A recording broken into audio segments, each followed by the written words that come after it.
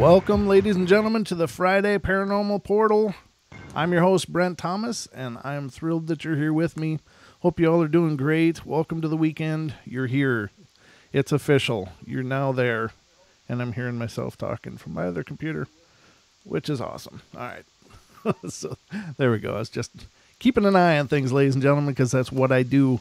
I am your host of Ghosts, and this is the Paranormal Portal. And we're into the weekend, and I feel a great swell of sadness today, and with the news of what's going on overseas and abroad, and it's got me absolutely freaking out. I'm not sure what to do with it. What does it mean?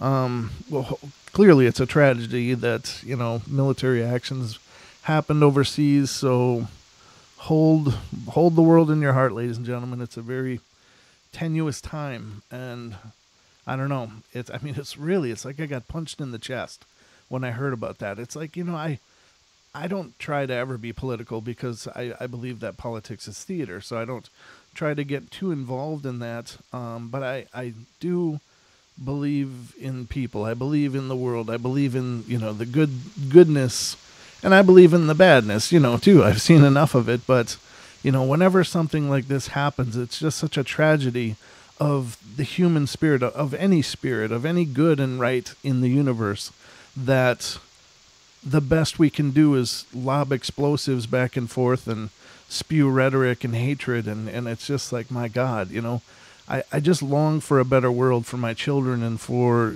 my family. And so I know that's not what the show is about, ladies and gentlemen, but I do appreciate you indulging me for a couple minutes. But it's a scary time, and it's a scary situation. And my oldest son, of course, is in the military. He's in the reserves, so I don't know that'll be a problem or not, but it certainly has me even more concerned that, he may have to go into a situation that would put him in harm's way, and that terrifies me as a parent. But whatever the case, just say prayers, wrap light around the world, whatever you do for your spirituality, do it. And thanks for letting me take a couple minutes to address that personally and with you guys. And I don't know, maybe there is hope in the future, but it doesn't seem to be here today. But anyway, this is the Paranormal Portal. It's our forum for all things paranormal, and tonight should be a great night. The call-in board is always open here on the portal, and if you would like to call in and be a part of the show, please do. I would be thrilled if you did, but the call-in number is 213-233-3998. Hey, Lucky, by the way, I see you're in the chat room. I don't know if you're active right now or if you're just logged in, but please type into the chat what the 800 number is, or the 833 number, or whatever it is. I don't know. I had it on a piece of paper here and I've lost it. So if you don't mind, but I'll get you that numbers too, ladies and gentlemen, as soon as I have them. But again, 213-233-3998. And if you're calling in from UK and over in that neck of the woods, the number is 44203-393-2871. And so I see there's quite a few people here tonight. We have, on the network connections, we have 3,204 listeners right now. So welcome, everybody. iHeart, TFR, Live, TuneIn. And then there's 162 people calling in on the phones, listening as well. So thank you guys for being here. And I would like to let you know that we are simulcasting this show, as we always do with the portals now. We simulcast to YouTube, so you can see this mayhem as it happens over on youtube.com/paranormal portal. So check it out. And if you haven't, subscribe and check out many of our other episodes. And of course, if you're hearing the sound of my voice and you want to stay in touch with us, you can do so by finding us on Facebook, facebook.com/paranormal portal radio. And if you have something to share but don't want to call in on the phone and don't want to be on the radio, but you have an encounter or some feeling or opinion on the paranormal that you'd like to share, you can always email the show, and the email is paranormalportalradio@gmail.com. So please feel free to let us know in one of those ways, but we're doing our best to make sure we're accessible to you all. But without any further ado, I would like to welcome two gentlemen to the show. Just a little bit of background, and I'll let them tell their own stories. I was going to try to read their bios and stuff, but I was like, I think it would come better from them. But two gentlemen, both of which I've had the pleasure of meeting over the internet and find them to be wonderful people. One of which has been a supporter of the show for a while now, and he's been actively engaged in calling in and adding his input to the show, which has been great, and it's certainly helped to bring new information and new perspective to the show. But I would like to welcome Sean Gonzalez and Joel Robinson to the show. Gentlemen, welcome to the show. Thank you for having me. Thank you. Thank you for having us. Yes. So here you are. You're on the air. You have this is your time. This is your time to shine and share with us what your journey has been like. Well, before we jump into it, I want to say, so that everybody can hear, is that my life has been very much different because of the fact that, unlike a great many of the people that learn as we do, I was fortunate enough to have Joel. Because learning on your own is very, very difficult. You spend most of your time flat on your face. But with Joel and I, we never had the lonely feeling that a lot of us get out there. So I just wanted to say that one right off the bat. That is really cool, and that's true. Having that support system, and I have to also say that through my journey, and not that I'm any kind of developed psychic or whatever, but I'm an energetic person, and I deal with empathy most often. But I've had some wonderful teachers and people to lean on throughout that journey as well. And I'm here to tell you that if I hadn't met some of them when I was younger, I probably would have gone crazy, just because it was really hard to interpret and make sense of what was going on. There was not like there's a checklist or guidebook anywhere that I had access to. So having someone else that resonates with you is very, very powerful. So I'm glad you guys had each other. Yeah, whenever it seems like we're together, things just happen. And normally in my life, things just kind of fall into place. But when Sean and I are together, we've had some pretty different experience. I don't even know how to explain it other than that. Sure. Yeah. Well, we should give them examples later, but tell them about yourself, Joel. So, my name is Joel. I'm a registered nurse in Northern California. I began my journey. I was starting to have interesting things happen when I lived in Inglewood, California, as over in the greater Los Angeles area. Yeah, just like the song says, Inglewood up to no good. Yeah, that area. So, we'll do that again. No, I'm just kidding. So that was interesting. So it really, I didn't have anybody to discuss any of that stuff with, and things were happening even there. I had an experience when I was a child. Across my room, one night I looked over into an empty room, our extra room where we had like our games and stuff in a wicker chair that I'm pretty sure it was owned by my grandmother. It was the middle of the night. I woke up, I looked because I heard a creaking sound, and I looked and the rocket chair was rocking, and then it stopped, and I saw the visage of my grandmother smile at me, and that was, head under covers, the whole 9 yards. Attached to that bedroom was like the laundry room area, and in between the laundry room and my bedroom, we had like a bathroom. And it would have weird things happening with the light switch. Like the light switch should be on a position where the lights were off, but I tried to turn it on and it wouldn't turn on. But the light switch was all the way down. And I kind of debunked this because I put it in the middle once to see if it would work. And yeah, it didn't work. But every time this event happened, the light switch would be in the correct position where it should turn on when I flipped it on. Mm-hmm. So I became aware of that. And then right before I met Sean, I start to smell the scent of tilled earth. And that was right around the time I started to see my grandmother, more and more things started to happen. That was right about junior high. So that's when I first started to realize that there was something going on. Yeah, that's really powerful. So you were all you didn't know Sean at this point, and so you were kind No. of on your own in this point. How did you process Yes. this?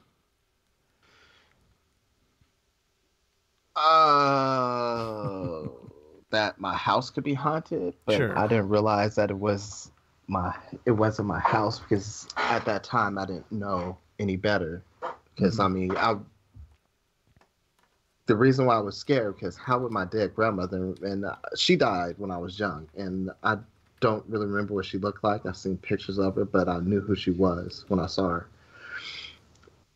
She was in Kansas City, Missouri. So there's no feasible way that she didn't die in the house that we was in. So there's no feasible way that should be going on. And I didn't realize like it could be an attachment or a loved one coming in to check in on me to just make sure I was okay. Uh-huh. Right. And that you could see because you're you. Yeah.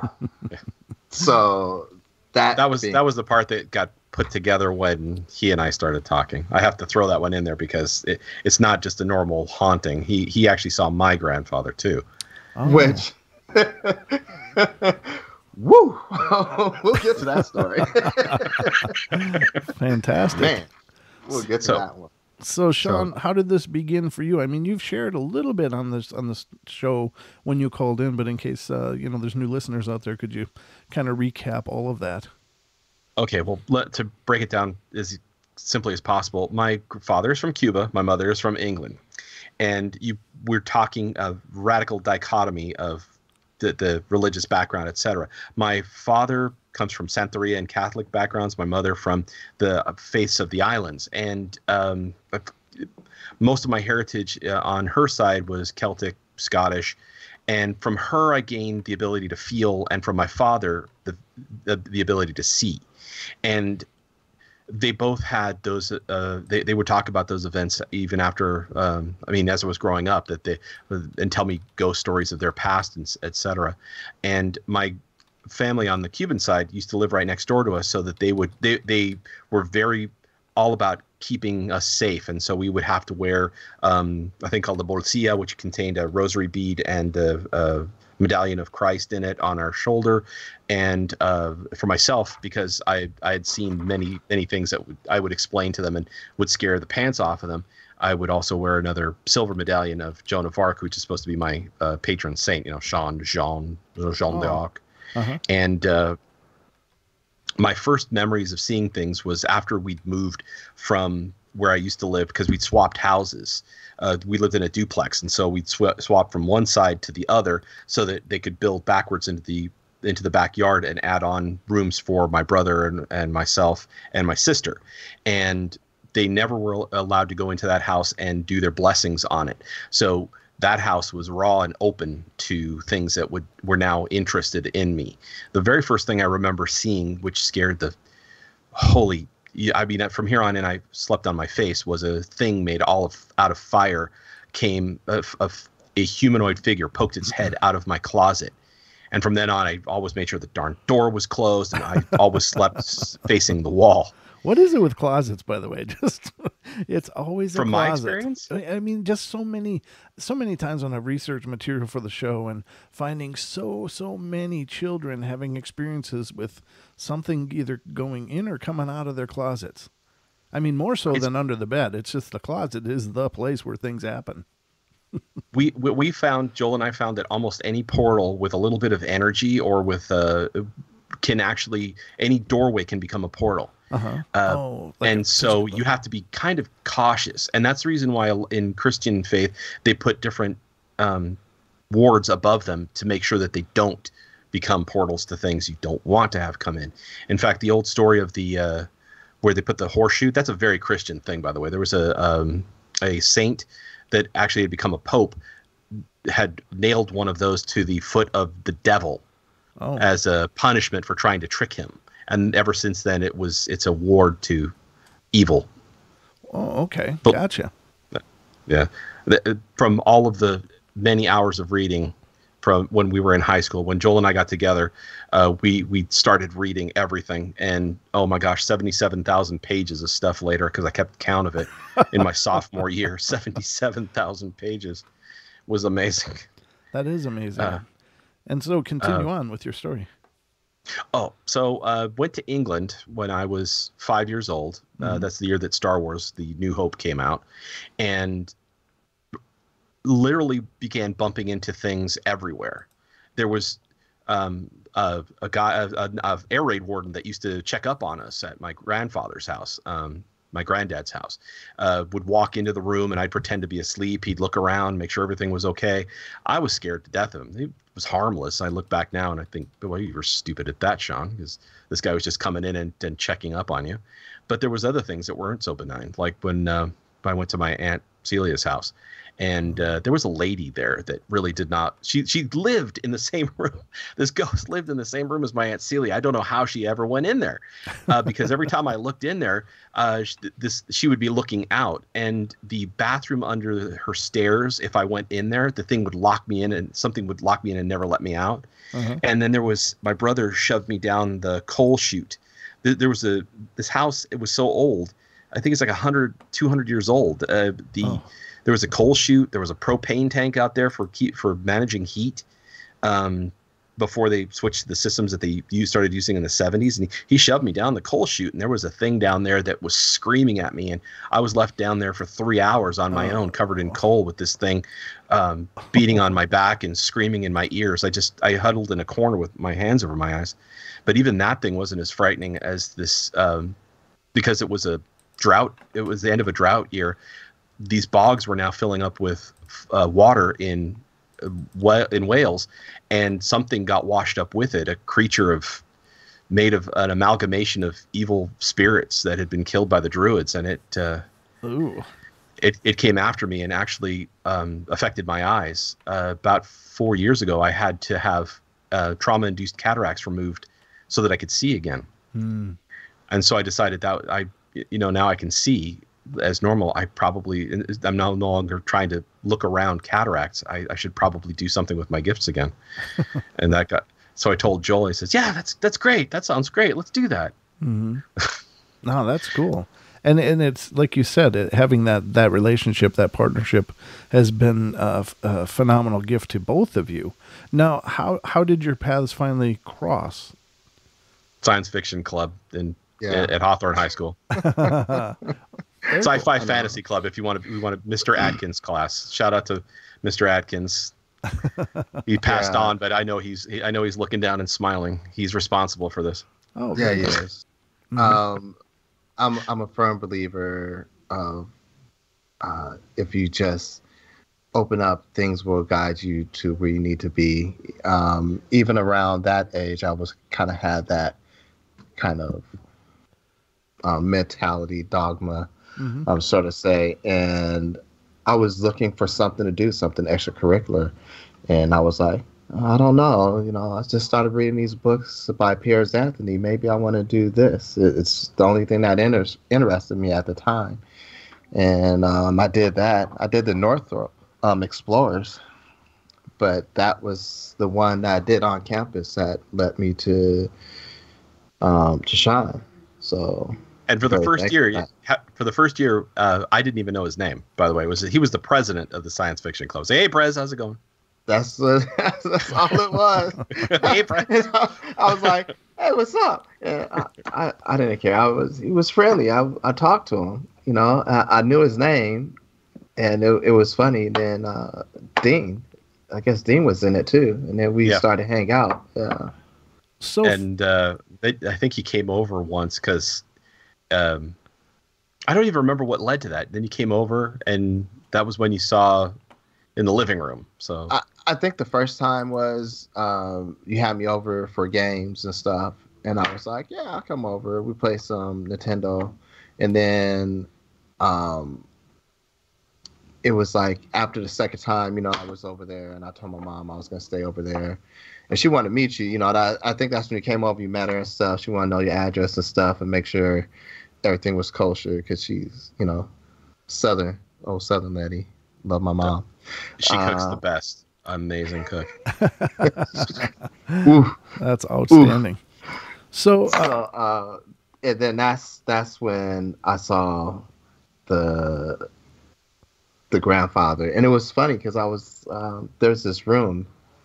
I guess you could call it the den. No, that's the living room. That was the living room. Was that the living room? Yeah, it was nice. It was, imagine what you would think a personal library for a mage would be like a small personal library. It's kind of what I imagined. It was like some dark wood paneling. It had a rug there. It had this lovely wingback chair and a end table that was next to it. That was like and the matching sofa. Brown.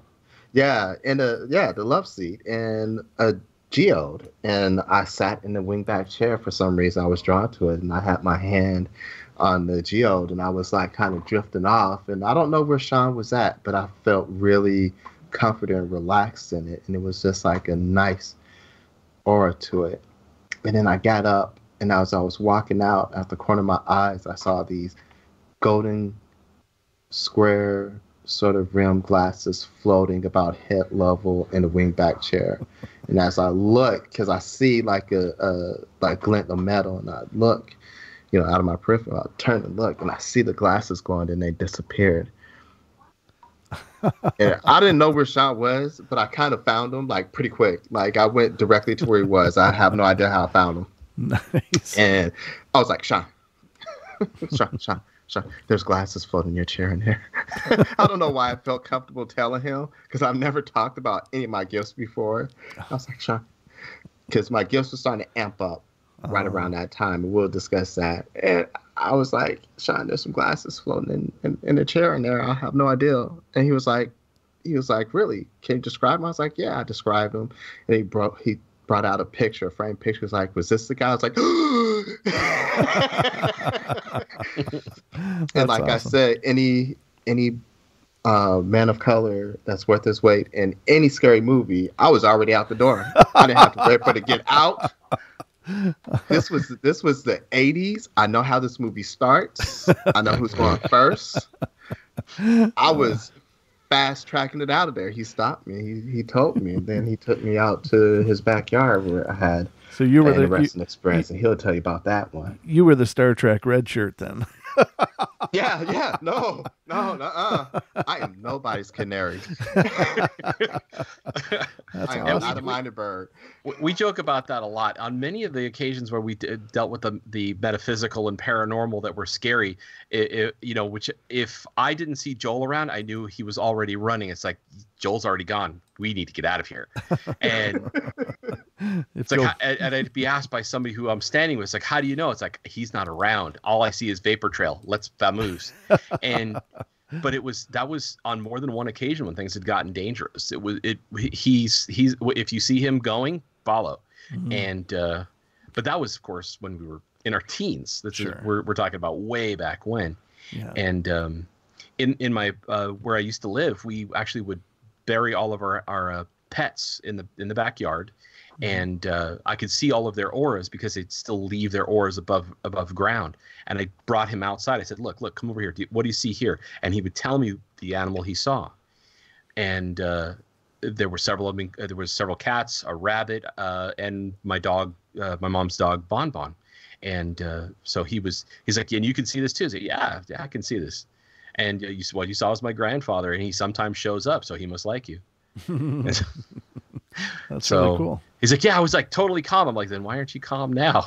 It's funny because later on he learned to really be Billy D. Williams chill. Well, that's got to take some time. I mean, you were pretty new to your gifts at the time, so I'm sure that was like, wait a minute, why are glasses floating? And I'm sure that's pretty shocking for any young man. But it could be really scary. We're about just a little over about a minute out of our first break. So we will definitely continue this journey when we come back. I'm really dying to know about more of how this developed for you. How did you really process it, because you had each other, and that's of course a great thing. But how, going through adolescence is tough enough anyway, but going through that way has just got to been double tough. Yeah. Then there was the breaking through the plateaus that started happening because we were near each other. Since we had no reference, we had to use cultural references from different things, whether it was Dungeons and Dragons or different books or this textbook on this or this TV show, whether it was Dragon Ball Z or the Tomorrow People or whatever.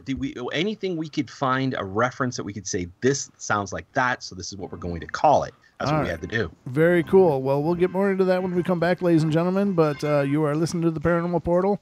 And if you stay tuned, you will hear more of the Paranormal Portal, so don't go away. We'll be right back.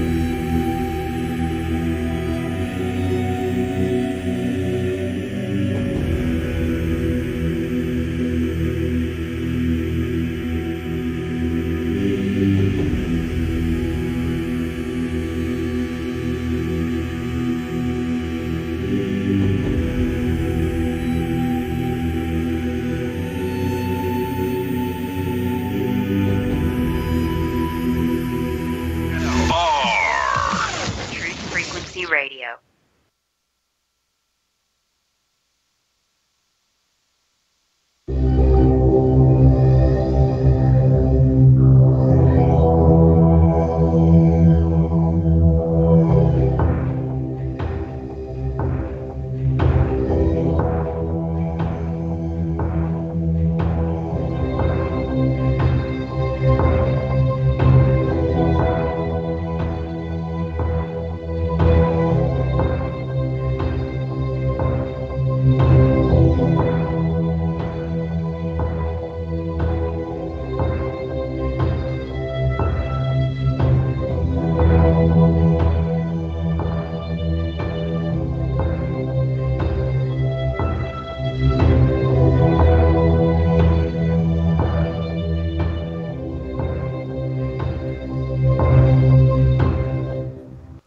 Ladies and gentlemen, welcome back to the Paranormal Portal. I'm your host, Brent Thomas, and you are burning your Friday night alive and well with me here in the Paranormal Portal studios. It is live and unrehearsed, as always.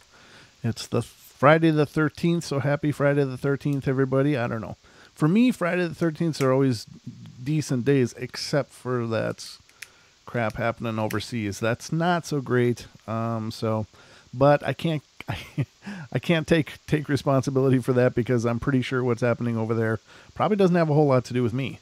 But other than that, my day went really good. So, again, sending prayers to the situations over in Syria, and hopefully it won't become something ugly and horrible. And it's already ugly and horrible, but huge is my biggest concern. So, hope you guys are having a good night and enjoying the show. We are joined tonight by our special guests, Sean Gonzalez and Joel Robinson, who are two lifelong friends who have been gifted with psychic and paranormal ability and have done their share of investigating and consulting and guiding people and helping people on their journeys as well. So, gentlemen, welcome back to the show. Thank you. Thank you. It's a pleasure to have you guys here. Okay, so to jump into it, to quickly get through our teen years, the first thing that we probably shouldn't have done was to Joel encountered something, and we decided that we were going to stick a thumb in its eye and try and drive the bad thing off from an apartment complex.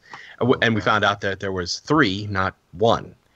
And there's still 1 there, and they're using it as a hotel, which I highly recommend people staying away from. In the midst of all of this, yes, it still exists. And that room is, I actually called, and they use that room for storage only now.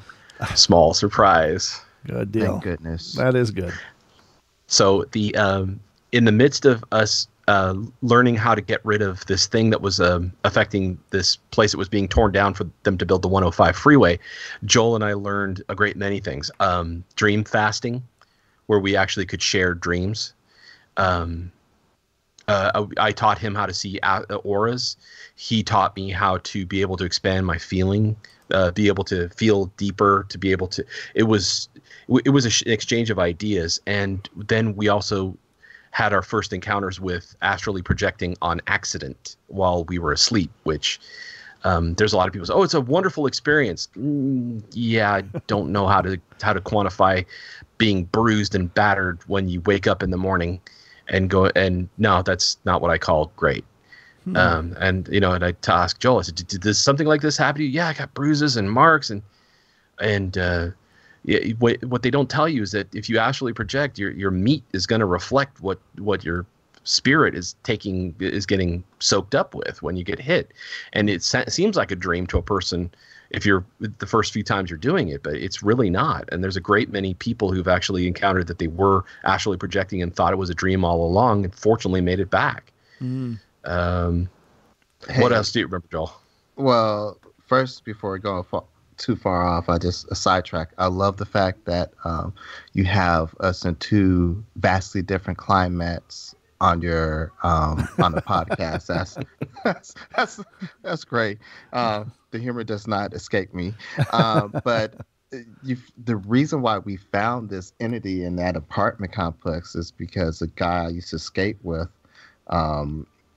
he was there and he was talking about how he sat at this looking in the pool and it was raining and he lost like a matter of time. Like he said, it felt like he was there for 5 minutes, but when he looked, it was like 3 hours had passed. Wow. And it was like, oh, that sounds like Rip Van Winkle. I think I should go here. So it's a place I went with them before because, I used to skateboard. Not very well. Thank you. Me too. I'm no Tony Hawk, no Steve Caballero. I was more like Peter Sparrow. I was a terrible skateboarder. I tried though. I got good at certain things. Did you? But so it was an empty pool, so I went there and I looked and I was just open my senses up, because at this point, one of the first things I started to do before I really started to hang out with Sean was I start to, I call it psychomancy. I'm not sure what else to call it, but it would be I would touch whole pictures and get vibrations off of it, and I could talk about what was going on in the picture in the background. And I did this with a second or third cousin with a picture of her work associates, and I had 12 out of 10 right. Wow. And the two that I had wrong, I just mixed up the impressions of the two people, like I had them backwards. So I knew I was onto something, and I had already started to be. Not long after that, I had already started to do dream walking or dream fasting, and then me and Sean started talking about that. But back to what I was saying, this guy, he had me over, he told me about it, so I went to this apartment and I looked and I stood over where I felt like it was, and I could see, it was almost like I was looking at you know how when you see those movies where they show like a scenery and then you see like the past kind of come across it, like a overlay over it, Right. and you see like a double exposure image. Sure. It was like that. It was of him sitting there with this brownie kind of A creature.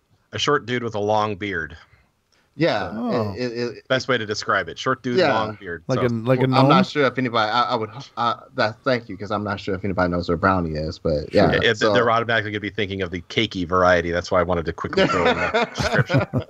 Like a gnome He was kind si- of creature, or what? We're sitting there next to Duncan Yeah, Hines, or yeah. was it Aunt Jemima? I don't know. Okay. Yeah, So- kind of like a gnome. Okay. That's think of gnome, but they're a little bit taller. Anyway, so I saw like that image, and this creature, this entity had his hand on his back, and I was there, and I started to lose time, and it was interesting because what was going on, it started to drizzle all of a sudden. It was a clear day, Mm-hmm. Hawthorne, California. It was a clear day, and then all No, of a sudden- Lennox. Lennox. Lennox, that's right. That's in the It was in 105. Lennox. Yeah. So then it started to rain a little bit, and the water would fall, and it kind of, the rain would spiral in this pool area where it was at, and I was just kind of there, and I realized I was losing time. I snapped out of it, and then I got out. Like I never went around the area to check out the apartment complex or the rooms, because it was condemned. Mm-hmm. And then it was more like abandoned, not necessarily condemned. Yeah, because the front half is what they used for the hotel. The back half was what they tore down. Yeah, That's where all it's- that stuff was coming from. Wow. And so I went and I told Sean, because I told him, he was like, well, what did you get? I was like, and I told him the image I saw of what it should look like a little hill with some stones and some mushrooms and like an oak tree in the center. And I was like, I guess it's like a fairy circle. That's the only thing I can relate it to. Oh, okay. It turns out that's pretty much what it was. It was the one thing that was keeping whatever there. Sure. And And- then we went in and started to look around. And when he told me about this, I was getting flashbacks from when I was in England, because I just have to walk over the areas where they had beheaded the people for outside of the Bloody Tower, and I was picking up stuff. So as soon as I got there, I had things crawling up and down my back, because I realized we were surrounded, and it wasn't the little folk, and that they were actually the beneficial thing that was keeping things from getting worse. Oh. And so we were like, oh, Joel, we're in the middle of some bad stuff. And we literally had to develop techniques to keep ourselves safe. I think it was right after this, we started talking about armoring ourselves, so that we were projecting a sort of armor that would keep the metaphysical things from being able to do what we were getting worked over and astrally projecting something to stop that. And it was right after we first figured out how to do that we'd gone in there, and this thing hucked a rock at us, and it bent between Joel and I. He leaned to the right, I leaned to the left. It screamed around both of us, and then hit the wall behind me and shattered. Wow. And I'd actually called in and told you guys about that. That was a freakish thing. And Joel was like, yep, we're going to go get this thing now. And I saw a shadow and he was already heading towards it because I think you just felt it, right, Joel? Yeah. And so we were running after the darn thing, and this one wasn't even the really bad mojo in this apartment, in this apartment complex. But it was bad enough. When another friend wanted to see if he could tag along, when somebody who doesn't have gifts decides that they want to be in the presence of things that can really hurt them, it really is frightening to watch. It's almost like watching somebody getting ripped with invisible claws across their belly. They're almost like a whack in the stomach by these things. And this is when Joel and I didn't have any of our tools that we currently have. And you're just watching somebody get slowly roasted on a rack. And they just hurt like crazy. Later on, and this is a friend of ours named Dean, he had scars. You talk about the 3 claw marks, right? He had them on either side of his stomach, from just below his nipples right down to his hip line. Oh, ouch! It was, and I asked him when we later on. I said, "Did you always have those marks?" He says, "What marks?" And he looks and says, "Nope." And those are scars on him now. Those scarred up. They're really wide. Wow. The bottoms of them were so deep they are permanent. Jeez, that's a heck of a mark. Now, for either of you two, is this a family trait? Is your sensitivity a family trait, or are you guys kind of the first in your respective families to experience this? Well, as I said, for me, my father could see and my mother could feel, but they didn't try to develop it. Okay. I'm sorry if I missed that. I believe it is on my side. I have on my mother's side, there was some Native American heritage, and even on my dad's side, there was a little bit of Native American and a little bit of what was believed to be Irish, from what I was told. So I'm thinking it was, especially from my mother, because she wasn't surprised when I talked to her about it at one point. And she didn't dissuade me. Matter of fact, she would allow me to watch, this is the 80s. This is like Shirley MacLaine, this is like, they had the time books on ESP and stuff like that. She bought that stuff for me. She let me buy books on extrasensory perception. She let me look into all kinds of things like that. So I feel, and I never really asked her, but I kind of know in my heart that it is a thing that has been passed down, because we would pick up the phone when we would call each other. When I get ready to call my mom, she'll pick it up. When my mom get ready to call me, I'll pick up the phone. Like, it's something just had me go reach for the phone and pick it up. Like, oh, I guess I should call her. And I'll go pick it up, and it'll be her on the line. Now, the other side of the equation was my mother didn't want me to learn any of those things, didn't want me to be experienced with any of these things. And yet, for some reason, she would go overseas to England and then would come back with books for me that, for some reason, she saw a completely different book. Like, she said, oh, this is a book on stories and fairy stories. And I'm looking at it, and it's a book on thaumaturgy. I'm like, what are you talking about? Right? And one was on the tarot. And I'm like, you think this is a story on this and legends, Mom? She says, oh yeah, can't you just read the and she'd rattle off a completely different title. Different title. I'm like, well, okay. And I'd show Joel, and Joel's like, well, don't fight it. I only wish I was there to hear the names of the books, because that would have been hilarious. I showed him to him afterwards. He said, what did she think it was? I don't know.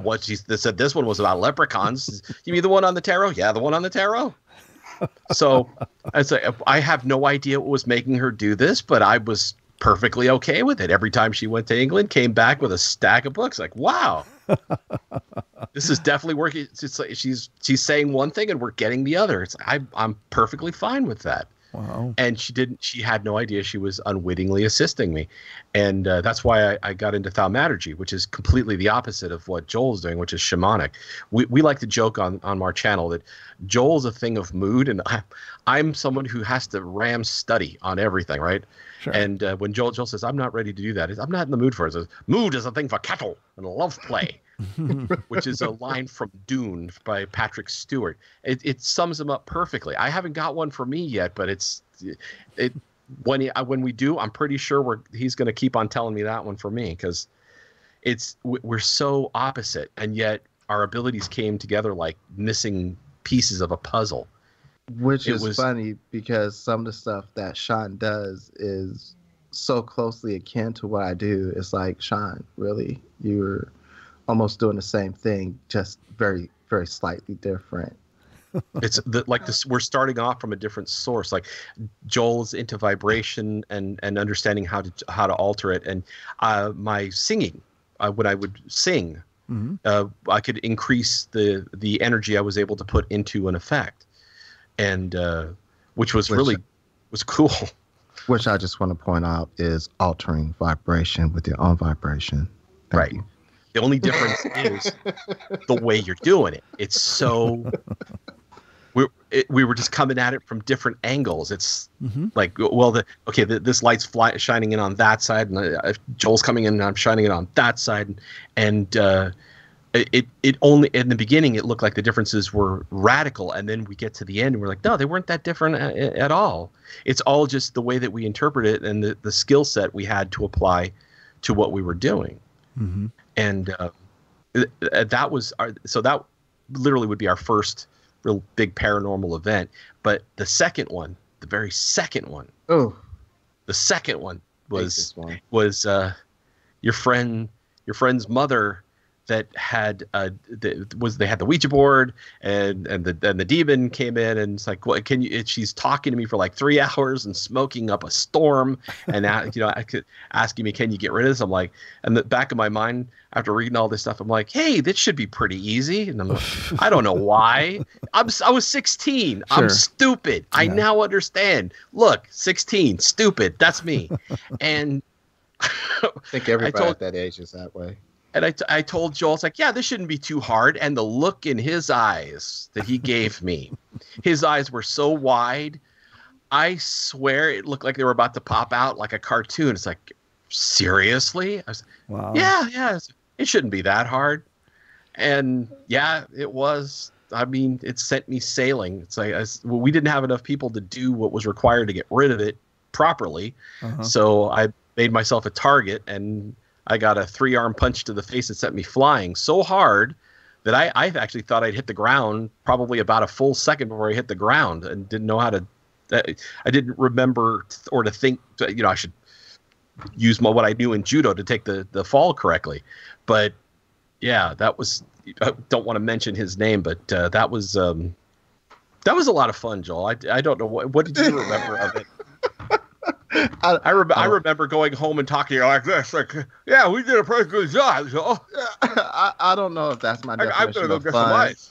But it was interesting. Let's just say that I found it to be interesting because, hey, it worked, and that's all that mattered. I mean, nobody got permanently damaged. Yeah, that's always a success. Well, there's some days when I chew just the right way. It's like, yeah, I remember. There it is. I'm not kidding on that one. It's like it goes crack on the left. It's like, yeah, I've been short arm elbowed to the face and it didn't hurt that much. It really didn't. So that was the second one. But we got better. I swear, we got a lot better. we got way better. When you start there, it's probably the only direction left. Because being kids, I mean, you just have no idea. You had these abilities, but you have no idea as a young person, the kind of power and energy and danger that exists in the paranormal. And we were developing our ability to move energy, and we later learned that they had different terms for this. Like, we would create thought forms and show them to one another. It's like, can you see this? Yes. And he would create a thought form, and I'd tell him what he was making, and I'd do the same thing for him, so we could practice our vision. And that was part of one of the most cool things was having someone to instantly be able to do that off of, or to transfer energy back and forth to feel the flow of it. That was amazing. Or Joel would energize a rock. He would energize a rock and go, stand on this. What do you feel? And like my hair would stand on. I was like, dude, what did you do to the rock? Right. So it was, we had a different kind of, psychic upbringing, I guess you would call it. And it was, it was very much better, I think, than I think it would have been if I had been on my own.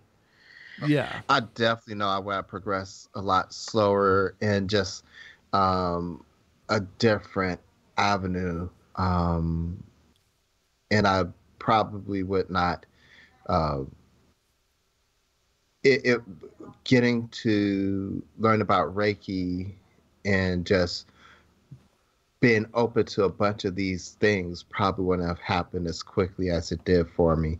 I probably would be right about now learning and just getting to know how to do energy, feeling energy and expanding my senses. If me and Sean didn't meet at that point, I can guarantee it. yeah, And that's got to be true. A great thing for people who are trying to develop their site, because I want to remember to throw this out there, because I know, Brent, you asked me, and okay.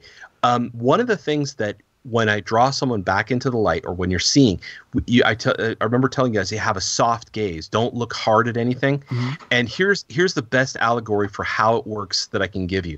If you have ever been in the dark and you look directly at a light source, it's always dimmer because you have rods in the middle and cones on the edges. And the cones are what will draw in more of the light. So you need to use all of your visual perceptions at the same time as feeling your the vibrations coming in through the third eye, which is at the brow just above where the eyebrows, are leveled, and feeling that. So if you're trying to see the metaphysical, soft gaze, like you're trying to look at a light source in the dark, and feel that spot above your brow, almost like it's a humming. If you can get to that point, then you can pull the sight up. I promise it works more effectively. Joel, that's how I had to think back on how I was helping Joel with making sure that his vision was opened up as wide as possible when you'd asked me how I was able to see some of these things when we were doing the thought forms. Mm-hmm. So now you're talking about the actual way that our lights or our eyes detect light when you're seeing light rods and cones. So that in the front it's more of a rod shape, but on the peripherals it's more cone shaped to draw in more. Is that what you're saying? Draw in more light. Okay. And so when you're in the dark and you look at a small light source, not a bright light source, like say moonlight that's striking the ground. If you look at it directly, it's never as bright, but you look at it out of the corner of your eye and it brightens up. And this is not saying that that's how you see ghosts. This is how you learn to soften your vision so you can see astral better. Right. And that using that same technique, you're able to see auras. Right. I've actually told people that, and with enough practice, they're able to soften their vision enough to start to see the auras. It takes a lot of learning to do it over and over again until eventually the entire process becomes instinct, where you could just do it in a heartbeat. Sure. And I've noticed that works really well when I'm stargazing. I'll see like a bright star, and I'll shift my gaze to focus on it, and it's like either it's not there or it's harder to see. But as soon as I get it right out of the center of my vision, it becomes bright again. So yeah, I can really relate to what you're saying. And that's a technique you can use to basically help draw the ability to see the auras more easily. So that's for anybody who may be asking in the chat, because I know they're not calling. Well, no, I haven't been watching the call board, but no, I've been checking it here and there, and it's that way on the portal. Some shows, people that are really active call in, and then other shows people just want to kick back and absorb and listen. So it can be either, depends. But I wouldn't take it personally. What you're talking about is wonderful. I'm loving what you guys are getting to say. So then Joel, I think you were going to talk about the unfortunate event that happened when you were made to cast off. Okay, we got about just under 2 minutes remaining until the hour break already, gentlemen. It's going quick. So if it's a long story, hold it till after the break. Okay. Yeah, I can wait till after the break for that story. It might be a little bit longer. Yeah, for sure. But when just to lead in. So about this time after I go into the military, I realized I probably should follow the red road. That's when I found out about my Native American heritage, or having a slight Native American heritage. And I did my genealogy, my DNA not too long ago, and it's very small amount. Most of my heritage is up in Africa. So I just found out, like, from a roundabout way that I was following the red road more than just instinctively. It was just, I was kind of walking with a foot in the spiritual world and a foot in the physical world, and that's what everybody should be doing. That's what we all need to be doing. Exactly. And it kind of will get you to where you need to be when you need to be there. That's great words. Ladies and gentlemen, we're going to take our break, and we'll be back with our evening with Sean and Joel to continue to explore their journey and see what other gems we can pick up. So don't go away, ladies and gentlemen. We'll be right back.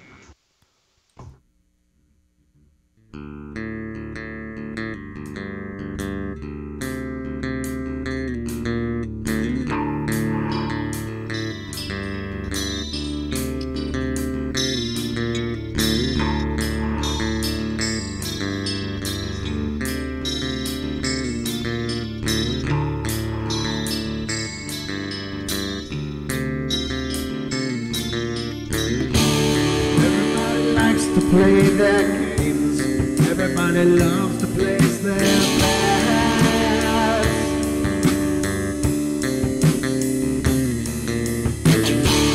They don't understand the price I paid. They don't care to comprehend.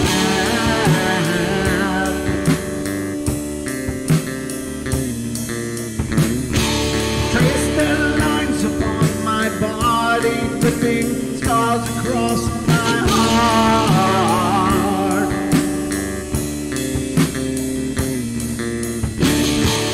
Raging anger boils inside me, and their lies keep falling apart.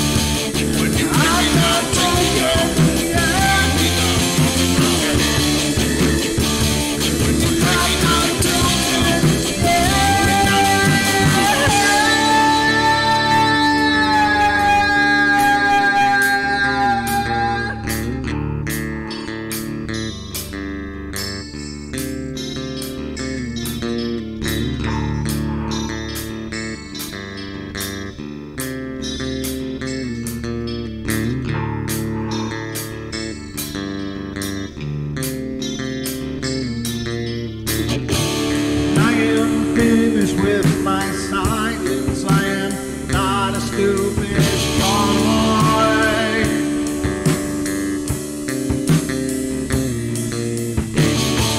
No more breaking me with kindness, just you dance upon my joy.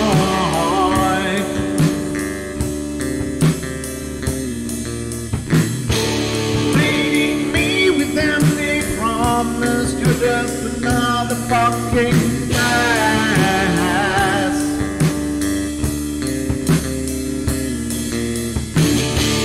Taking off the slice of my sanity, just make sure that you're well fed.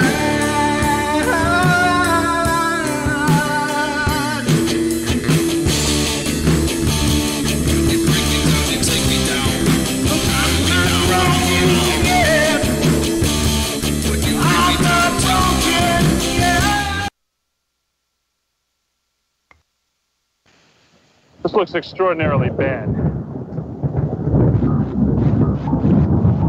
They linger in a perpetual dream state, a nightmare from which they cannot wake.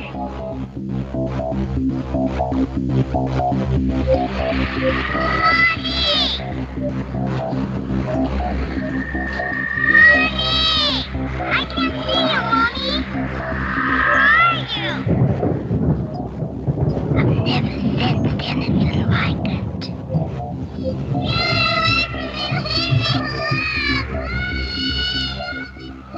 Carol Ann is not like those she's with. They're attracted to the one thing about her that is different from themselves. Her life force. It is very strong. It gives off its own illumination. It is a light that implies life and memory of love and home and earthly pleasures. Something they desperately desire, but can't have anymore. Right now, she's the closest thing to that. Poltergeists are usually associated with an individual. Hauntings seem to be connected with an area. A house, usually. Poltergeist disturbances are fairly short duration, perhaps a couple of months. Hauntings can go on for years.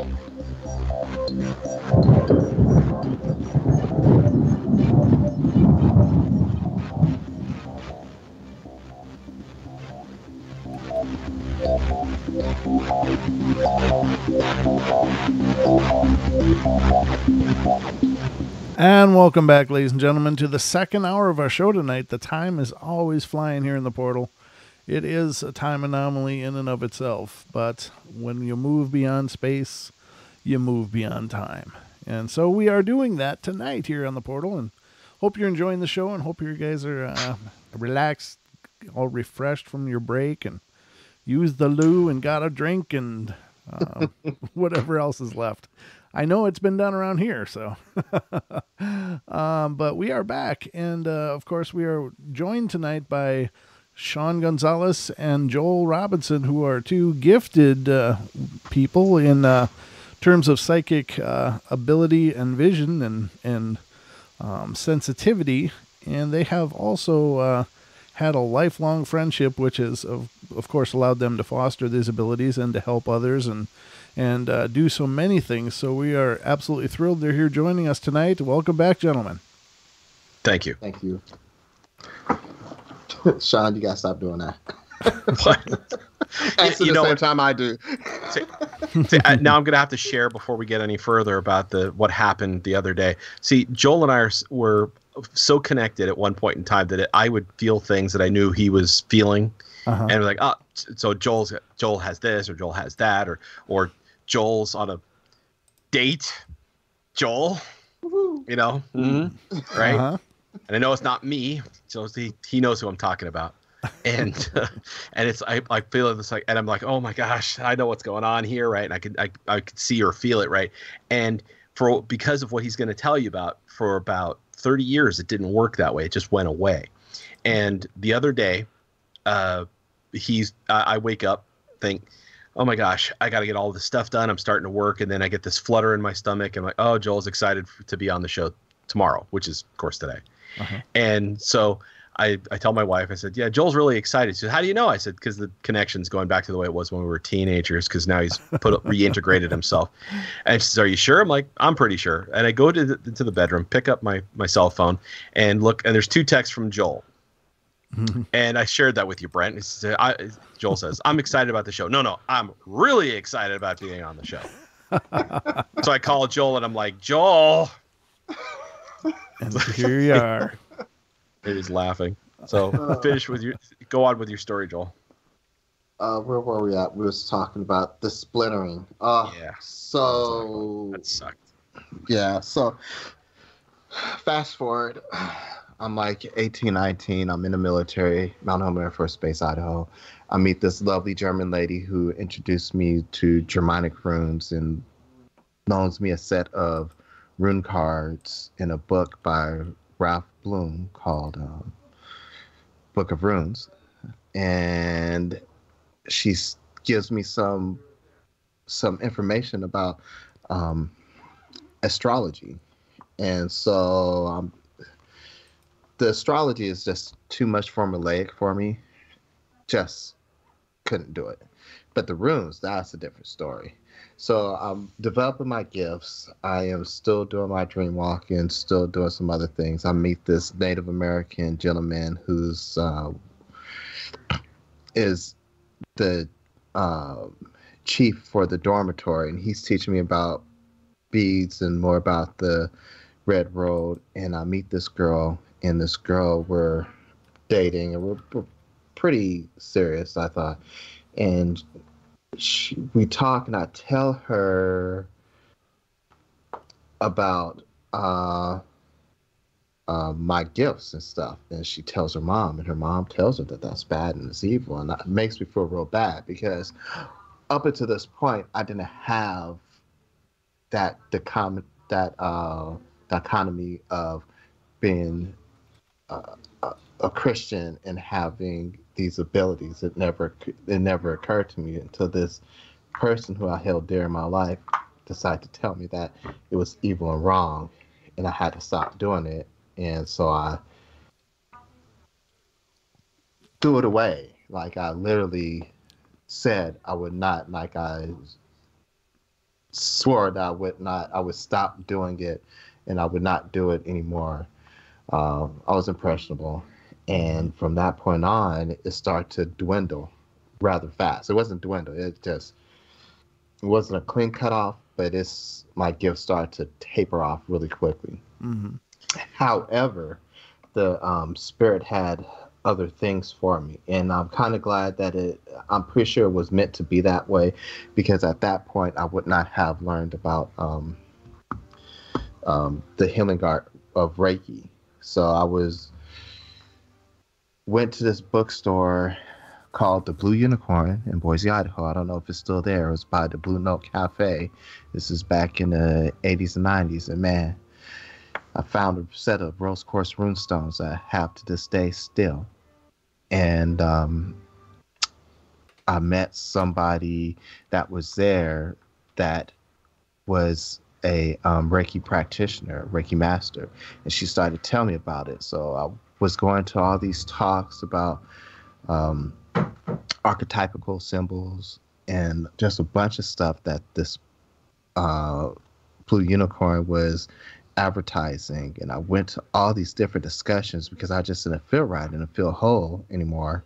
And I learned about Reiki, and that kind of carried me on for another 20-30 years. Mm-hmm. So I was still involved, and I was still developing my energy and my capacity for to channel energy, but just in a different way. But it was a good way because it helps with my vibrational and my connection with those around me. Mm-hmm. In the meantime, the thing that he had cast off with it's just as much him as he is. And it came after basically who it thought was responsible for it. The first person it encountered when it coalesced, which I was in his dormitory on Mountain Home, Idaho on the Air Force Base. And it coalesced in the room, and I thought Joel was in there. I called in to tell you about this before. I woke up, sat up, and I saw this extreme darkness against the darkness. And the first thing that came to my mind was like the thing that had chased after me from Wales. Mm-hmm. But it was shaped like a person rather than like an amorphous mass. And so I thought, oh, it's just Joel. He's going to do something out of character and try to scare me, which he'd never tried to do before. Mm-hmm. And I said, Joel, is that you? And it floated past me. Now, you got to remember, this is a big waterbed I'm on. Joel had this big waterbed prod in there, and it floated around, went around the corner and towards the light under the door and just disappeared. I could see that it should have had legs, but there were no legs to see, and then it just disappeared. Wow.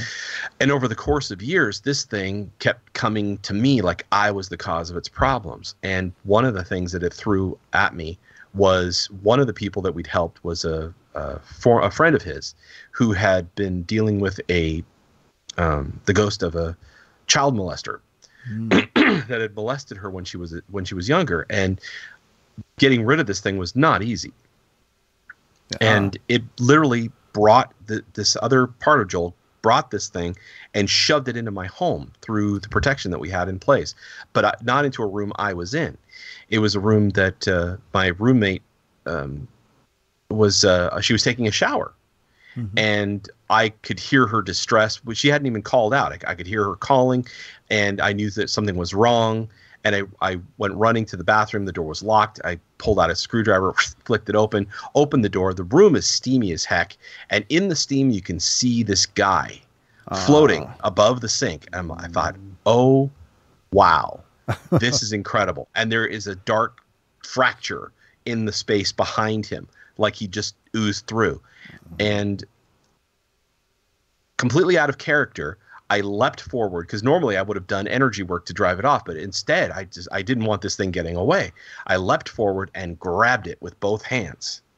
And that's the first time I'd ever been able to do anything like that. And now I'm holding on to it, but it's being pulled backwards and it's oozing out of my grip. So I had to actually call on one of the things that assists me to grab onto it and take it someplace so I could deal with it later. Don't want to get into too much detail on that, because there's a lot of people who go, "You're a nut." So just going to leave that. Just going to gloss over it for now. Sure. And that was the beginning of what I realized was constantly my life was being hammered. And I told Joel about it, told him, because when I was holding on to this thing, I knew it. I found out what it was, but I could feel his energy on the other side. And so this is why we are trying to make sure that we can get to people to teach them to use their gifts, because I don't know if this is the only way that shadow people are created, but I know that this is a way that shadow people are created. And shadow people can hurt you. They can reach out and touch you. They can strangle you. They can menace your kids. And so that never happens again, Joel and I are all about making sure that we keep your gifts in you. Right. And teach you that, no, these are not an evil thing. I know there are people out there that are dogmatic about it, and their religion will say this is we never did an evil thing to anybody. I never took advantage of anybody, did like a Jedi mind trick so that they'd give me their money. Nothing. We've never done anything like that. We've never consorted with evil, that kind of thing. No, that's the really good point, though. And I would just like to, ladies and gentlemen, you're hearing statements like that, and that must be that you might be discarding such things, but I'm here to tell you that in countries like Indonesia, there is a group of people that are rumored to exist there, and they're actually people, but they train in some really nefarious things. And the belief in Indonesia is that if they can touch you, they can take you over your mind, and you just become like an idiot, and they'll bring you to an ATM and you'll draw out all your money, and you'll bring them to your house and give them all of your possessions, and you won't be able to stop it. So, I mean, this is actually a phenomena that people do report. So when you hear statements like that, don't just discard them, because there is a basis in fact for such things as people being controlled on a very energetic and psychic level. It's not just the realm of Jedi mind tricks. It's truly a phenomenon out there. We call it being pushed. It leaves a mark on you, and clearing it is not always easy. And we found that there was a lot of people that do get pushed into doing things that they oughtn't, or to forget things, or to accept things. And there are some people who unwittingly can do it too. Just like you have energy vampires out there, you'll have people who they're just used to getting their way because they've learned that raw talent to just go, I met one of them once in my life, and the story was my ex-wife and I were in a parking lot at a major mall, and I got out, and this guy came up out of nowhere. Now I'd worked in several security jobs and stuff, and I didn't just trust people, and I just knew better. But this guy came up, and I just felt compelled to like him, and he was talking and just acting like he was my best friend, and I'd never met him before.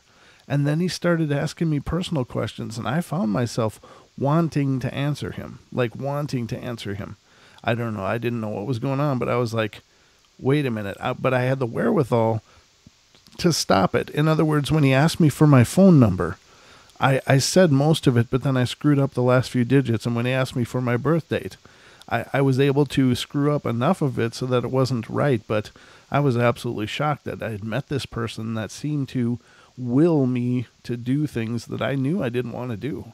So it's real.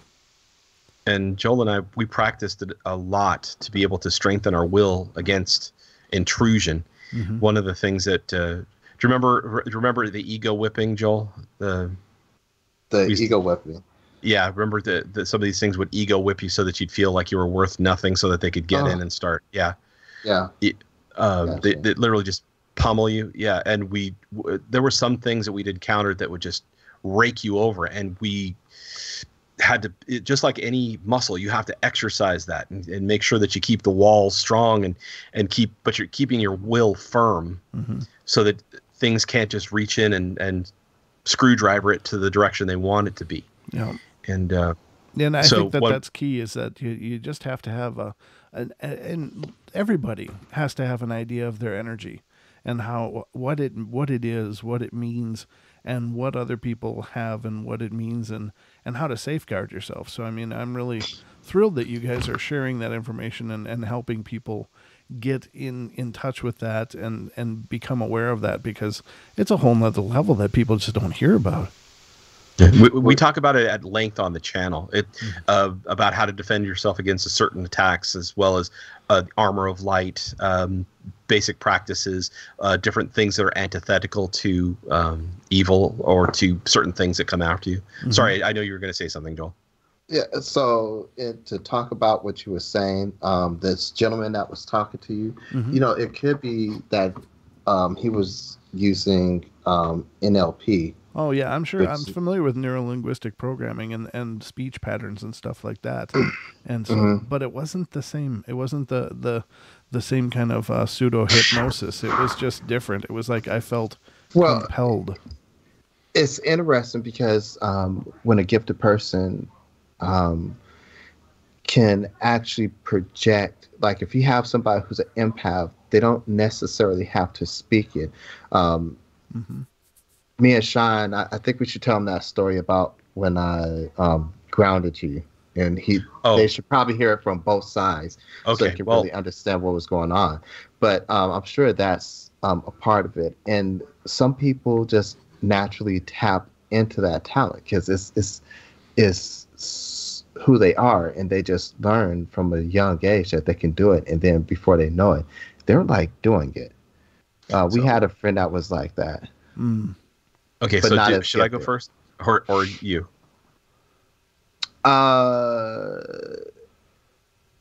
Okay, so I guess I'll go first. So we're in Idaho, and Sean is having some problems, and he's hurting, and he's having these things happen to him. This is after. This is the creature that followed me from Wales. By the way, I have to clarify. I didn't want him to know about this thing because it ruined my relationship with everybody I ever knew. Oh. So I didn't tell him. I feel I'm going to feel guilty for the rest of my days for never having told him until like 4 years ago. But it's because I didn't know if this thing was just going to suddenly drive him out of my life, and I'd already seen everybody skip out of my life because this thing would make them go in a different direction. So I didn't tell him about this thing. And so it was making me sick because it was always around. When it would get close or when it would start to affect me, it would, if it could from a distance, I would get very sick, flu-like symptoms, the shakes, shudders. It took a massive amount of energy to override what was going on. And my vision would dim. Wow. So sorry, I had to put that in. That's why I got cataract. I had cataracts. Mm-hmm. I sent you the information from the blog. It's too long for anybody to read if you don't have 40 minutes worth of reading time. So I apologize for that. No, it's okay. So I decided to use, so I had learned about Reiki. I was reading about Reiki, and I had been reading some books by Kenneth Meadows. If anybody wants to know, some books on shamanism and a few other books. But Kenneth Meadows is one of my go-to. So I had been reading some things, and I was like, I wonder if I could affect this in this way. So I had some incense. I lit the incense, and I started to, instead of speaking the imagery that I want to do, like, you're getting tired, instead of doing that, I actually imagined it while I was working with him, and I was pretty much like in a trance. I had some music on, some drumming, and I started my work, and I had this whole visual where I had got him to relax state, had him in a meadow that was safe, and then I started to stretch him out and then pass him into the center of the earth so he can ground and be connected with the earth so it can cleanse out the energy. We finished, and it was a long time. It was about an hour, and he was on the table of the bed for a good another 30 minutes after I had finished it. And then he woke up, kind of bolt upright, the gasp of air. Like, if you've seen, the best way I can explain it is if you've seen Black Panther, how he sits up out of the dirt. No, I haven't. It was seen it. almost that same effect. Oh, okay. You should go see that movie. It's an awesome movie, by the way. And so then I didn't tell him what I was doing. And then he starts to tell me what he was experiencing. And I just could do nothing but laugh. And I was like, yeah, I know. I get it. I know. That's what, yeah. And I told him, like, that's what I was doing in my head. And why don't you tell him what you saw? Okay, what you experienced? So I'm not only completely exhausted, but every part of my body is hurting because this thing has been showing up. And he says, okay, we're going to ground you. I'm like, grounding? What's grounding? My brain is just not locking onto this. Uh-huh. And so I lay down on the mattress, which is on the floor, and he's doing his thing, and I'm out because now I'm on a vision, and I'm actually I'm thinking to myself, I'm not in my body. I didn't actually project. Where am I going? And I've been launched into the air, and I'm sailing through the air, and a hawk takes my hand like it would be landing on your arm, right, my right hand, but it doesn't. It grabs hold of my thumb and my hand without pain, and it's now dragging me through the sky, and we're flying along to where we were working because we were doing in construction at a place called Horseshoe, building the first Earth shuttle in Idaho. Mm-hmm. So you can look this up. We were building out of tires, dirt, that sort of thing. And I'm flying and flying. I'm thinking, where the heck am I going? And all of a sudden, the hawk lets go, and I'm now hurtling to the ground. Okay, if I'm actually projecting, I can normally control everything, but nope, I'm going right at the ground. And the fear factor is revving up because I'm like, I'm not stopping. Is this really a dream? And all of a sudden, I go right through the ground, like it's water. Wow! And I tumble, like I've just hit mattresses, mm-hmm. and I'm in this moment. Must have lasted probably only about 2 or 3 seconds, and I'm like, I'm underground. How am I breathing? And I sat up, and that's when Joel. For me, 5 minutes. Joel said it was an hour and a half. Wow. 5 minutes. I swear it could have been no longer than that. And consequently, when he did this, about 2 months later, I was attacked by that thing because it finally came out of hiding. And because of what Joel did to me, mm-hmm. and he showed me this, the thing actually yanked me out of my own body, and I dragged it into the earth. Oh, cool. Instead of it's still there. I'm not telling anybody where it is. It's actually in a cannonball that was washed down the Boise Cascade and underground deeply, hiding there because it cannot come out. Outstanding. Otherwise, it would dissipate. If Joel hadn't done this, I wouldn't be alive now. Oh, no, because this thing, it struck me through my chest, through my left shoulder, and through my right bicep, and went tug and yanked me clean out of my body and was going to pull me into its center. Jeez. A sheriff's deputy found me the following morning with my nose gushing blood as I lay on my back. Wow. So That's a nightmare. That was really scary. That's an absolute nightmare. But thank God. Yeah. I mean, and thank God you guys had each other for that, you know. And now, quick question, and we only got about a minute before break, but is this a phenomena that you see repeating a lot as you're helping other people? Are you noticing a lot of people have these same type of attachments?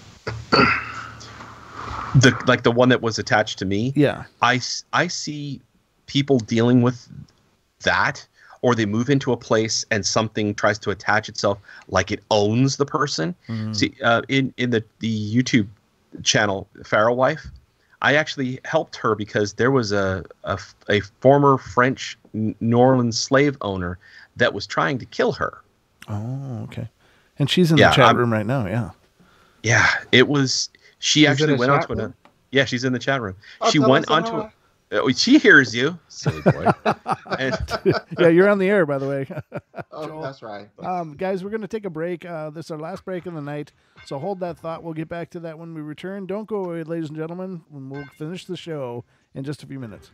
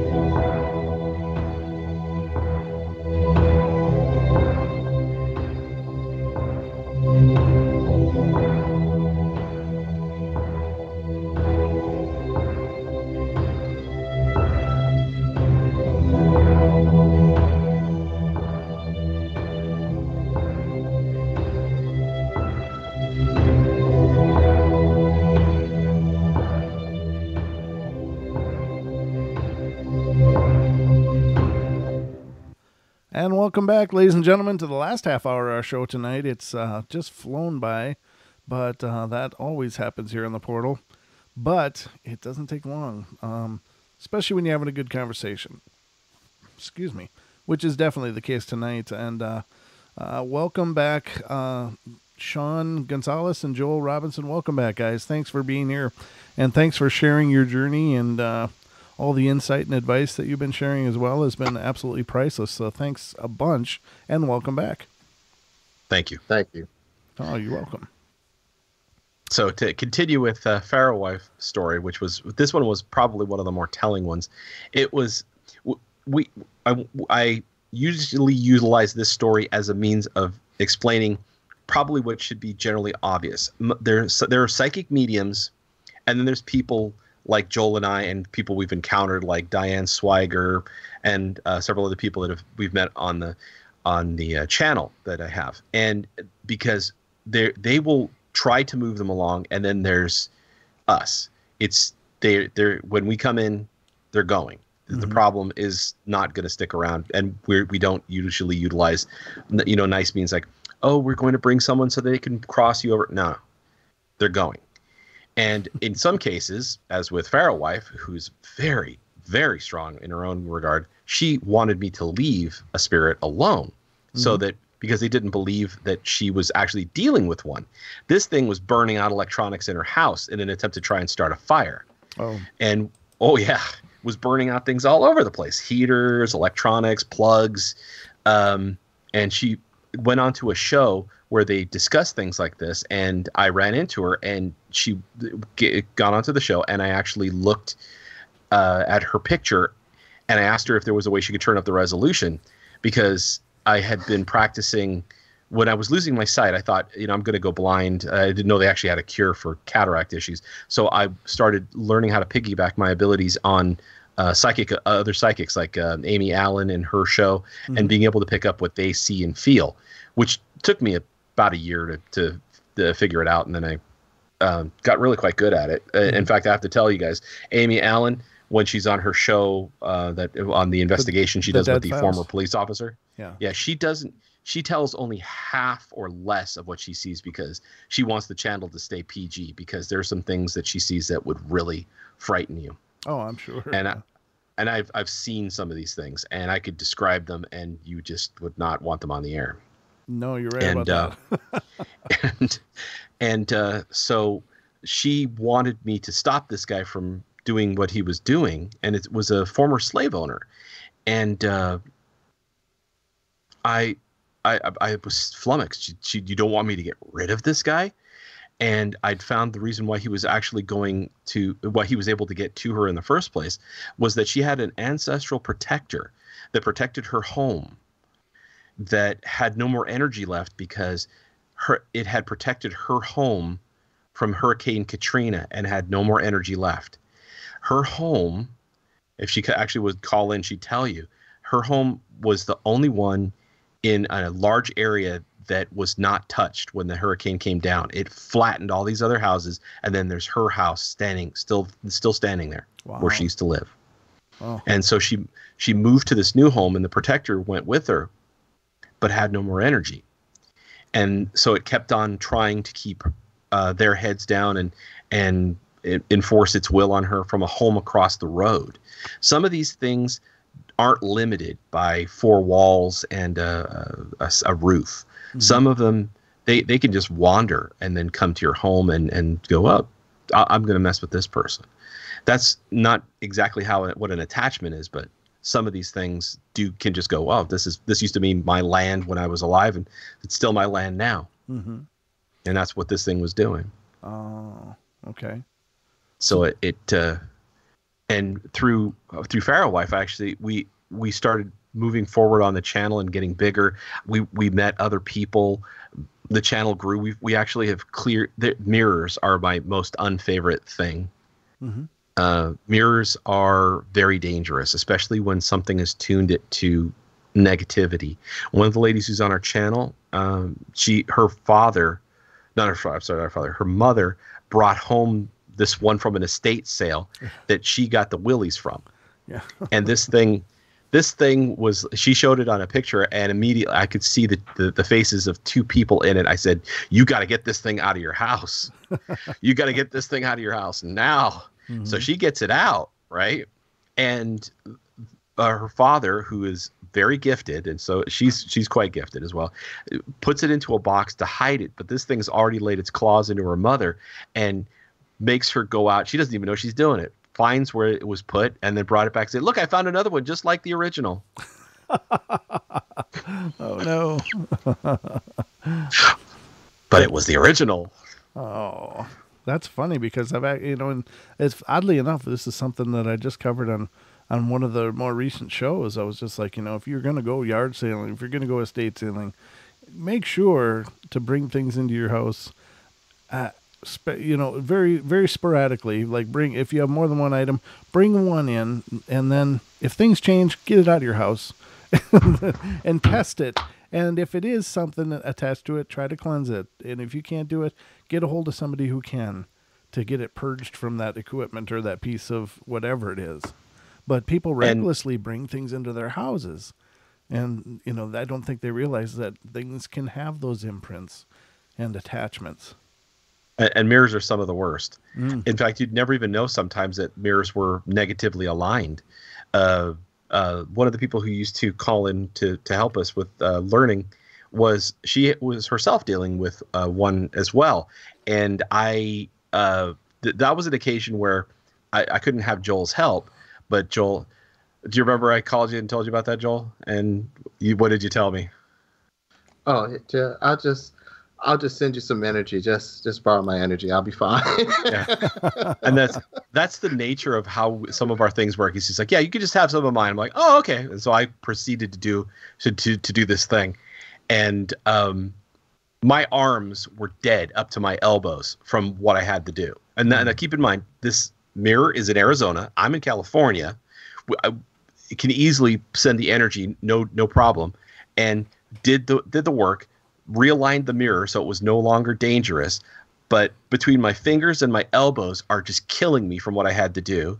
And Joel wakes up and calls me and then asks, "What? Remember?" No. What did I ask? You don't remember? He said, "Gentlemen, hold on a second." And area code 504. You're on the air. Hi, everybody. How you doing? Hello. Hey. There she is. Hey, family. Hey, fam. Real name's Aisha, if you want to say Aisha. All right, Aisha. Instead of yelling out my husband's name there. Thanks for calling in. How are you guys doing? We're great. Good. That's why. Yes, that's why. Alive, that's why I interrupted. Is just because Oh I knew she was on the phone. Don messaged me and said, "Hey, she's on hold." And I went, "Ooh, I got to bring her on." So here you are. Yes, I've learned so much through these guys here. I didn't even know I had that protective spirit around me. I was trying to figure out exactly why my home was the only home that wasn't touched. I live in New Orleans. Well, I was living in Jefferson Parish at that time. It's a white neighborhood. My neighbors were really cool with me and everything. But I come home, and I'm looking at all of them outside my home, around my house, around my gate, because I have a gate around my home, like 120 by 120, a big lot, And I used to do farming and stuff in my yard, and it made them start doing it. I want to do some farming, too. So I go and help them and start their little gardens or whatever. And when I come back, they all standing right there outside my gate just staring. And I'm like, what's wrong? I say, somebody in there? And they said, no. They said, I think it's like 2 months later I came home. They said, have you been home? I said, no, why? What's wrong? And they say, come in, let me see if you can see what we see. Number one, I need you to see this line on the side of your house right here. You see this big old line on the side of your house way up here by the window? I need you to open your door and go inside and tell me if all your carpet and stuff wet. And nothing was wet inside my home at all. So it shows you exactly how far the water came up, which is how far it came up on them and how much it went inside their homes. Wow. But the water didn't even come up that much inside my yard. Something that's totally open, which is nothing but a gate there, a chain link fence. The water didn't come in to knock down anything inside my home. And they were saying, look at those flower pots that you have on your picnic table there. You have dirt in all of them. And, you know, even if they had dirt in all of them, I mean, the wind was so terrible there that it started tearing up people's roof and everything. All the shingles come off the roof. They want to know why these pots were not flying off the table. And some of them were so small, they had no dirt in it, no nothing. And just sitting there. And it was like, so you didn't come back home and pick those pots up and put them back on the table? And nope. You know, and I have pictures of, you know, last party we had there. So you know exactly the way it was put there before, exactly the way it is there now. The only thing different in my home is a lot of grass grew up. That's the only thing that made it look like it went through the storm. A lot of grass grew up. I just had to catch up on cutting the grass, but that's all I had to do was cut the grass and move in. Everybody else had to redo the entire house, their roof, everything. They were asking me why my house wasn't touched, and I was shocked. I didn't know. Didn't know until I met Eon. Wow. And it made sense. And wow, it was amazing to me, you know. And it was kind of a shock for me to find that she had something in the house that was protecting her already, but it was doing its best to be not seen. And I didn't find out that I wasn't able to put it together until after she told me. So here's my former address, you know, and I Google Earthed it, and I'm looking, and the entire area, the picture itself, it's a flat, motionless picture. And as I'm looking, there are people dressed in white fatigues, black folk, right, walking through the picture, walking around. And it nearly made me jump right out of my chair. I backed up away from the computer, shocked, because there's a static picture. This was also after I'd gotten my cataracts done, so I'd never had this sharp of a vision before. And I had to tell her, I said, Aisha, this area has got spirits just walking through it, even on Google Earth. And they're walking, and the picture's not moving. And I told Joel about it, and Joel's like, oh, yeah, okay. And I said, I think something might have asked for their help to keep your house intact, but I don't know who it is. So I said, let me go and Joel and I also have to say, we don't astrally project anymore. We mentally project, and people will ask, what's the difference? The difference is that it's like sending a drone that you're controlling remotely instead. You can still do all the same cool stuff, but without the bruises. And so I went to her home and by simply stepping from here to there, mentally projecting, and I went into her kitchen, because this is where she'd had most of the events happen. Things were burning out, and two things happened at once. I felt the stove had something around it, like something was bending a picture of a stove around it, so I couldn't see it. And then the thing that had been affecting her comes right through the window, screaming at me. The first thing that I had to do was take care of him. But when I came back, I had to tell her, I said, look, you don't have to hide. I know you're there. I don't know why you're hiding from me, unless it's because you're hiding from that thing. And this little girl walks out from behind the stove, a little black girl dressed in a little dress. And I said, who are you? And she told me her name was Jemima. And I said, are you a spirit? And no, I've been here protecting Aisha and her family for forever. Later on, because she doesn't stop talking now, and she does. That's the problem. She telling me all my business. I go over there and she starts telling me about things in the family I'm not allowed to talk about on air. Stanky shoes, you know. My husband got stanky shoes in here, and I'm like, did she just tell you that? Is she serious? That's okay. She's been. Tell her stop spraying that roach spray. Open up the door. I'm like, what is she doing? She tells me whenever I go in there, she starts telling me everything. Right? She's just she's very gregarious. But back then she had no more energy left, and so I had to give her enough energy to get her back to where she was. And as I did, she matured back to what she used to be, and so she now looks like a full-grown woman and has all of her energy back. And a lot of people don't realize this, that there are protectors around you that sometimes, I mean, you want to think about them as your own personal guardian angel. They sometimes get tired and need a little something to put them back to the way they were. And though this isn't exactly a guardian angel, she just needed to get juiced back to where she was before the Hurricane Katrina, which is an unreasonable drain on, I guess, anybody's energy, right? Yeah. Wow. So that's amazing. And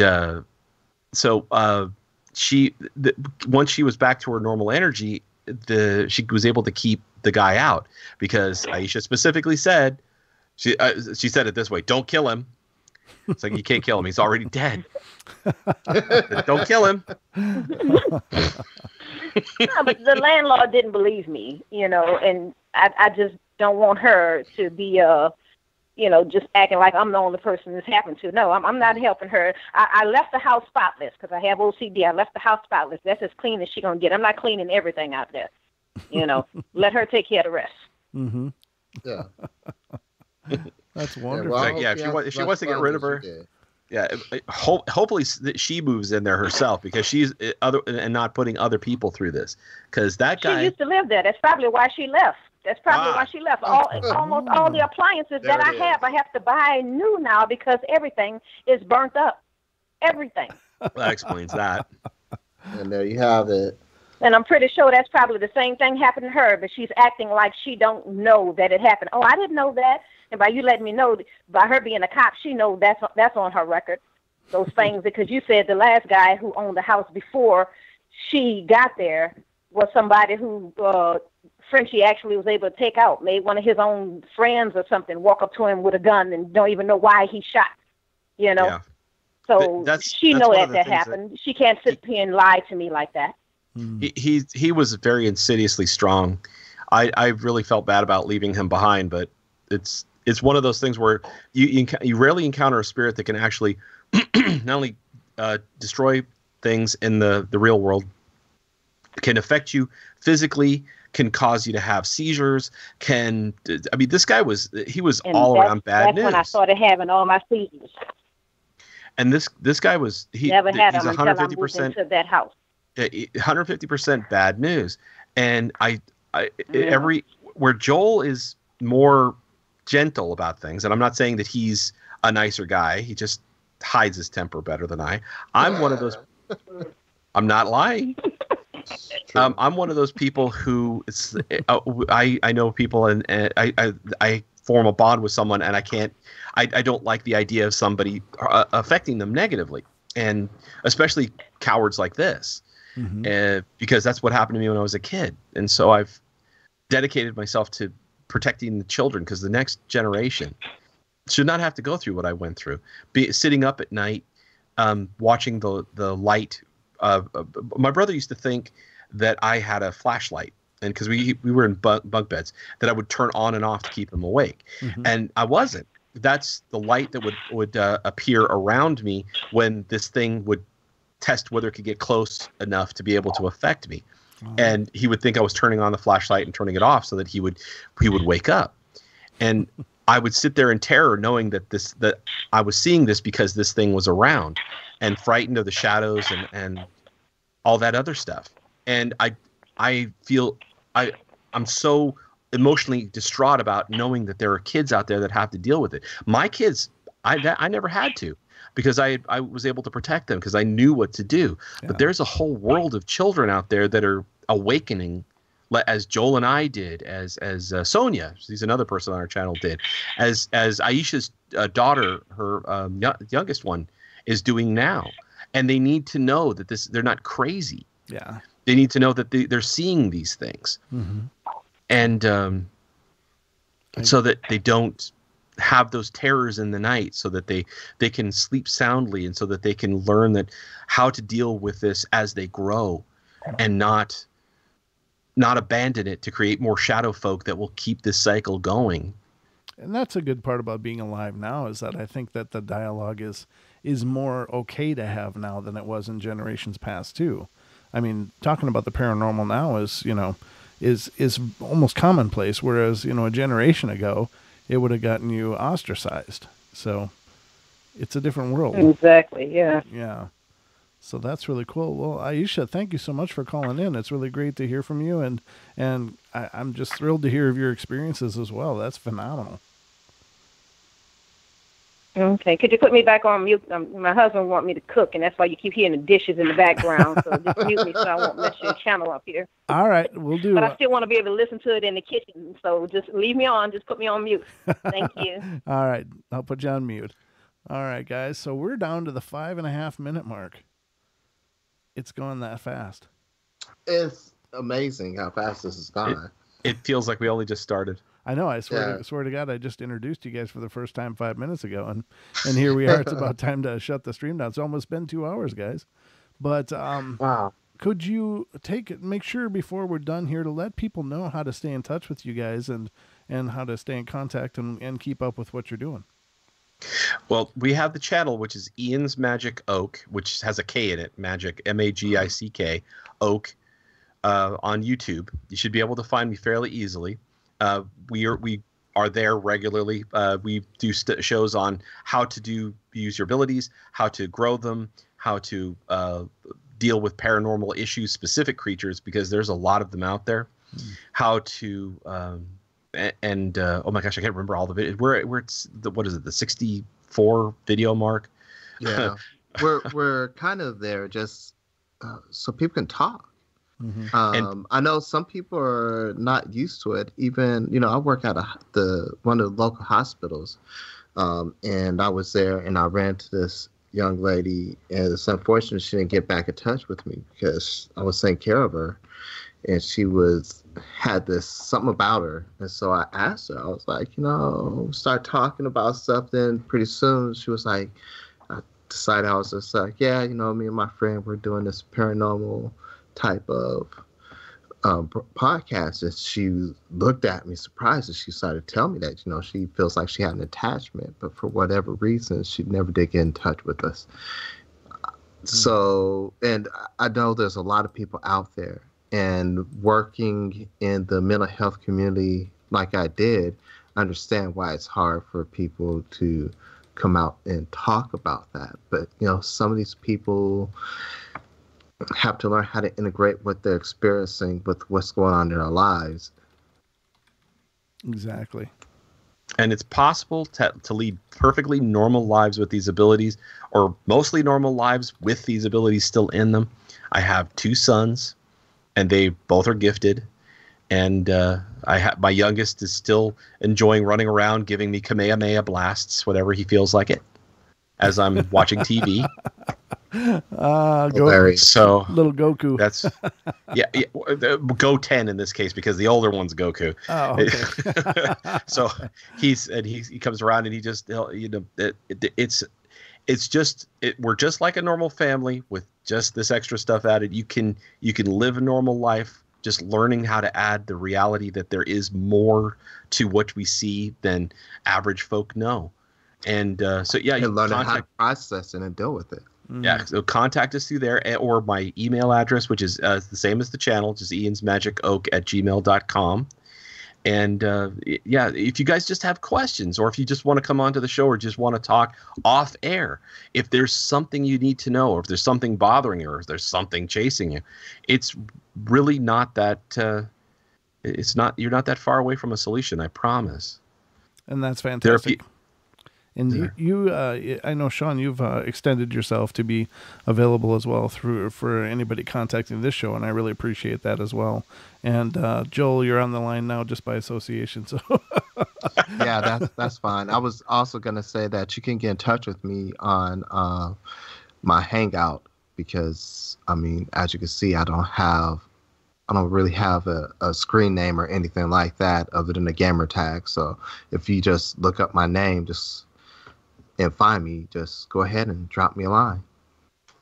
Excellent, guys. Well, it's been an absolute honor to have you guys on. Thank you for coming on and sharing all that you have. I know that there's there's shows and shows and shows here, because we've just barely scratched the surface. But I would definitely like to have you both back on. So we'll be in touch as well after the show to figure out when that can be. But we got to get more into this protection and into that, because that's a really great point, and it's something that I've tried to bring to the portal as well, is to make sure people understand and learn, not only just hear thrilling stories. Oh, but I'd definitely love to. Yeah, right. and right now I'm going back and relearning all what I remember, what I've forgotten in divination. So Excellent. yeah, All right, be kind of guys. cool. Well, we will definitely get you back here and to continue this journey. But, ladies and gentlemen, please make sure to subscribe to the YouTube channel, youtube.com/Paranormal Portal. Find us on Facebook, facebook.com/Paranormal Portal Radio. I'm Brent Thomas, and if you're on TFR Live, iHeart, TuneIn, or TalkStream, stick around for Jimmy Jean Into the Microcosm coming up next. Otherwise, love y'all. Have a good night, and we'll see you tomorrow night on the portal.